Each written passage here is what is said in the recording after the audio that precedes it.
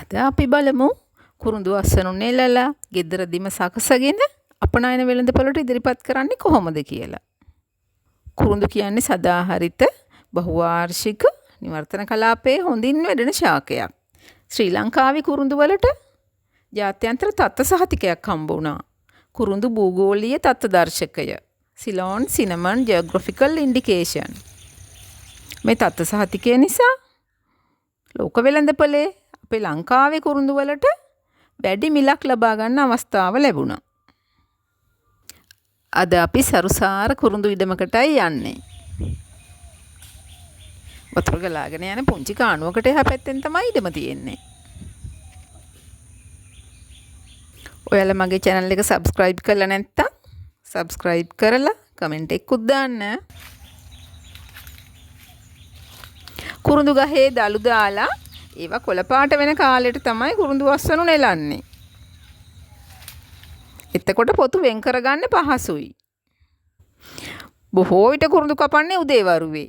අද දවසේ නම් 7 වෙනකොට මේගොල්ලෝ ගස් ටික ඔක්කොම කපලා ඉවර කළා.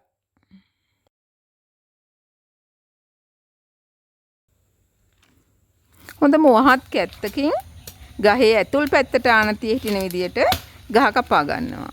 එහෙම කැපුවාම අලුත් රිකිලි එන්නේ ගහේ පිට පැත්තෙන්. පඳුරෙන් පිටතට. එහෙමයි වෙන්න ඕනේ. ගහ කපා ගත්තට පස්සේ ඒකේ තියෙන ලපටි දළු කොළ පාට කොටස් සේරම කපලා ශේෂ්ත්‍රයේම ඉතිරි කරනවා. ඊට පස්සේ ඒවා පොහොර වෙනවා. එහෙම නැත්තම් කුරුඳු කොළ වෙන් කරලා තෙල් නිස්සාරණය කරගන්න යොදා ගන්නවා. මේ ගහ කුස්ති කරන්න ඕන ගියන පුරන් තාල්ක.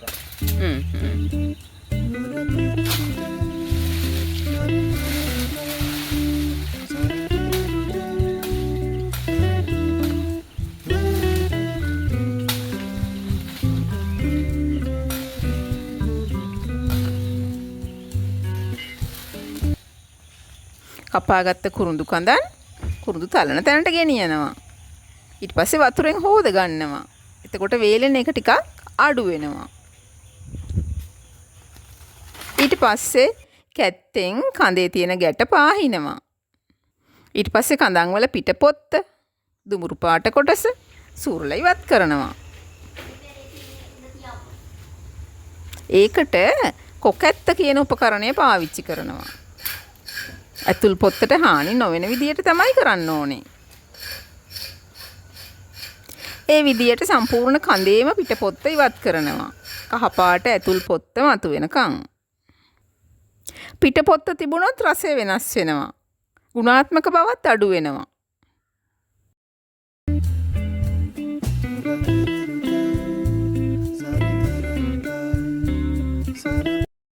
තලන කොකැත්ත, දිදාලය, පිත්තල දණ්ඩ මේ තුනම ඕන වෙනවා පොතු ගලව ගන්න. පිටපොත්ත සම්පූර්ණයෙන්ම සූරලා ඉවර වුණාට පස්සේ පොත්ත ගලවන්න කලින් පොත්ත බුරුල් කරගන්න පොත්තෙන් යුෂ මතු වෙන තෙක් පිත්තල දණ්ඩකින් මදිනවා. ඒකට යකඩ දණ්ඩක් පාවිච්චි කරන්න හොඳ නැහැ. එහෙම වුණොත් කුරුඳු වල තියෙන සංයෝග යකඩත් එක්ක ක්‍රියා කරලා වර්ණය වෙනස් කරනවා. තලන කොකැත්තෙන් පොත්තේ වටයක් සලකුණු කරගන්නවා. ඒ සලකුණේ ඉඳන් තමයි පහළට පොත්ත ගලවන්නේ. පොතු ගලවනකොට පොත්තේ පළල කුරුඳු ශ්‍රේණිය අනුව වෙනස් වෙනවා.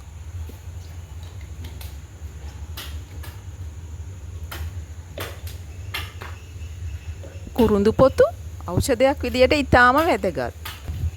කුරුඳු පොතු වල තියෙන ප්‍රතිඔක්සිකාරක ගුණය නිසා ඒකේ ඖෂධීය වටිනාකම තවත් වැඩි වෙනවා.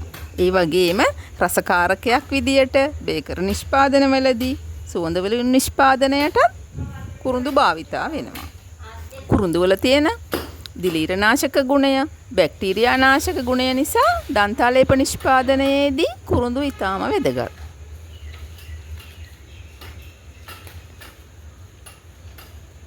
කුරුඳු වලින් සගන්ධ තෙල් නිෂ්පාදනය කරගන්නත් පුළුවන්. ලංකාවේ කුරුඳු වලින් නිෂ්පාදනය කරන සගන්ධ තෙල් වලට වැඩි වටිනකමක් තියෙනවා. ඒ වගේම සගන්ධ තෙල් කොළ වලිනුත් නිස්සාරණය කරන්න පුළුවන්. පොතු වලිනුත් නිස්සාරණය කරන්න පුළුවන්. ඒ වුණාට ඒවයි සංයුතිය වෙනස්. කුරුඳු කොළ වලින් නිස්සාරණය කරගන්න සගන්ධ තෙල් වල යුජිනෝල් කියන සංඝටකය වැඩි.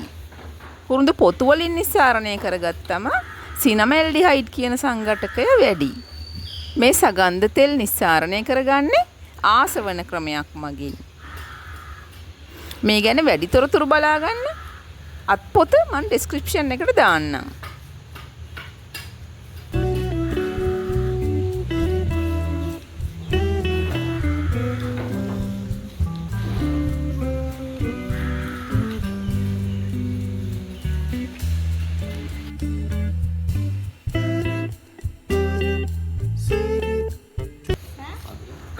පොතු ගල ගත්තට පස්සේ ඉතුරු වෙන දඬු ජීව අඟුරු නිෂ්පාදනයට යොදා ගන්නවා. පොත්ත හොඳට දිගට ගලව ගන්න අපහසු අවස්ථාවලදී කුඩා පතුරු විදියටත් පොතු ගලව ගන්නවා.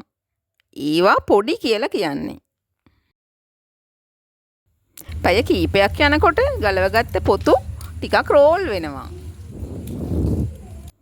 ඊට පස්සේ ඒවා එකක් මත එකක් පිහිටන විදියට සන්ධි කරලා ඇතුළට පොඩි පුරවලා කුරුඳු කූරු හදනවා.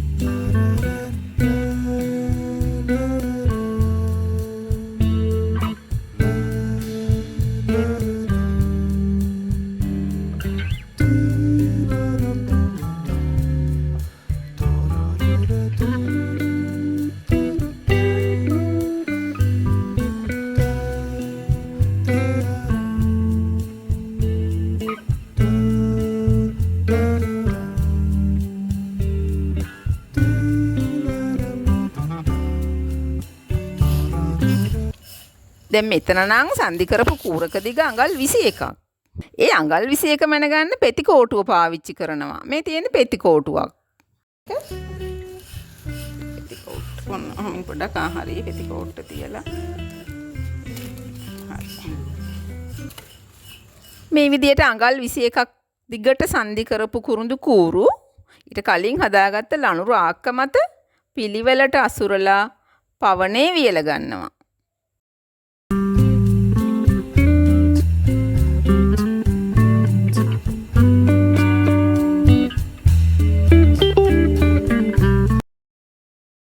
දවසක් ගත වුණාට පස්සේ ඒ කුරුඳු කූරු රාක්කෙන් ආපහු අරගෙන බඩ ඇඹරීම කරනවා.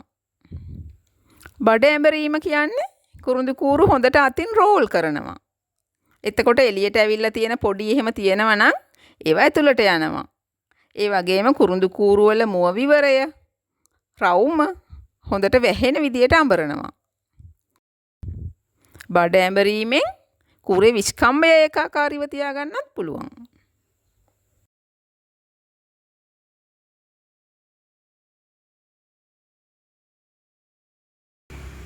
ඊට පස්සේ ආයෙත් අර ලණු රාක්ක මත තියලා දින කීපයක් මද පවනේ වේල ගන්නවා. මෙතනදී මද පවන කියන එක හරි වැදගත්. වැඩි උෂ්ණත්වයට නිරාවරණය කළොතින් කුරුඳු වල තියෙන වාෂ්පශීලී සංයෝග ඉවත් වෙනවා.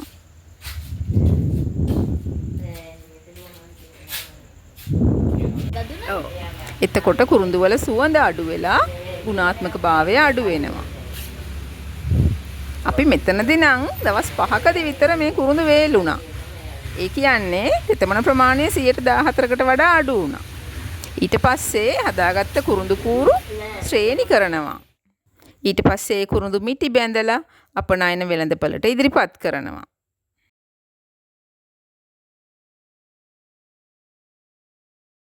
කුරුඳු වංශයෙන් මට බැරුණේ එකම දෙයයි මගේ බලාපොරොත්තුවක් තිබුණා. මැරෙන්න කලින් අඩි 20ක හරි ටැංකියක් පටවන්න. ඒක මට බැරි වුණා. නමුත් ඒක විතරයි අමාරුනේ අනිත් සියලුම දේ දන්නවා. මේකට ගහන්න වෙලඳාම කුරුඳු වලට ගහන්න එකක් නැහැ මැණික් වලට වඩා හොඳයි. ආන්දරම කපන්නේ මේ විශේෂත්වයක් තියෙනවා මේ රැකියාවේ උදේ පාන්දර 6:00මාර වෙනකොට පටන් ගන්න ඕන. රැකියාවක් වශයෙන් මේ රැකියාව තත්ත්වය. අනිත් එක තමයි මේ කොළ තියනවනම්. රත්නපුරේ මැණික් වගේ තමයි කොළ තියනවනම්. කොළ ටිකෙනුත් වැඩක් ගන්නවද එතකොට?